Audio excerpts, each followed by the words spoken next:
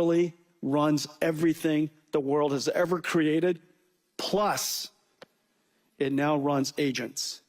An incredible computer. I'm so proud of it. This is a real promise that's been given by Nvidia that they're going to be, really changing consumer devices. However, what the tech community, what people who are huge fans of buying GPUs and CPUs who are very interested in computing say, is that Nvidia has got quite a long experience of sort of over-promising on what they're offering. So this is a very interesting thing that they've done in that at the moment, the most powerful chips for consumer devices in the world are Apple silicon chips. They combine both the CPU, that's the central processing unit of your computer, that's the brain of the computer, with a graphics processing unit, that's like the separate graphics card. So if you're a gamer or you want to do any kind of video editing or anything that's quite powerful, you would always have a separate graphics card to your CPU. And so what Apple did was they combined the two onto one chip, and that's the most powerful chip in the world, the Apple Silicon, which is for Macs, MacBook Pros. So this essentially what NVIDIA have done is they've created the Windows version of this chip. And they're also promising that it's going to allow us to process AI locally on laptops.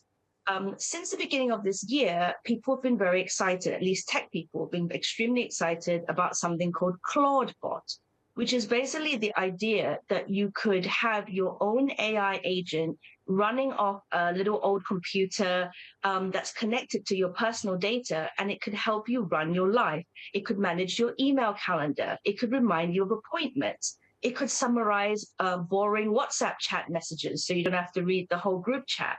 It could do loads of things to manage your life.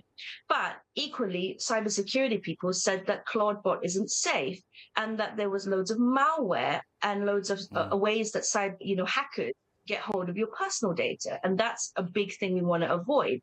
So processing AI data locally on your laptop would be a great way to make people feel safer. However, tech community believes that basically they're overpromising. So even though this will possibly be life-changing in times of, is it going to be a different type of Windows laptop we've never seen before? It's thinner than ever before. It's faster. It doesn't mean that it may run AI just as great as it's promising, and we need to wait to see the devices. But given what NVIDIA's done in the past and the fact that things that they've said haven't always turned out the way they said, is it an important move towards the future? I think so.